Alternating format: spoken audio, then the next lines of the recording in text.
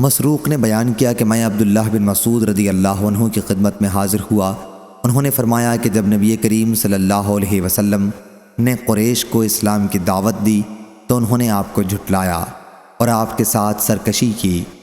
حضرت صلی اللہ علیہ وسلم نے ان کے لیے بد دعا کی کہ اے اللہ میری ان کے خلاف یوسف علیہ السلام جیسے قحط کے ذریعے مدد فرما۔ چنانچہ قحط پڑا اور ہر چیز ختم ہو گئی۔ لوگ مردار کھانے لگے۔ کوئی شخص کھڑا ہو کر آسمان کی طرف دیکھتا تو بھوک اور فاقے کی وجہ سے آسمان اور اس کے درمیان دھواں ہی دھواں نظر آتا۔ پھر آپ نے اس آیت کی تلاوت شروع کی تو آپ انتظار کریں اس روز کا جب آسمان کی طرف سے نظر آنے والا ایک دھواں پیدا ہو جو لوگوں پر چھا جائے۔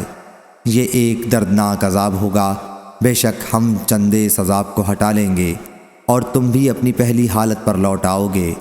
عبداللہ بن مسعود رضی اللہ عنہ نے فرمایا کیا قیامت کے عذاب سے بھی وہ بچ سکیں گے؟ فرمایا کہ سخت پکڑ بدر کی لڑائی میں ہوئی تھی۔ صحیح بخاری حدیث نمبر 4823۔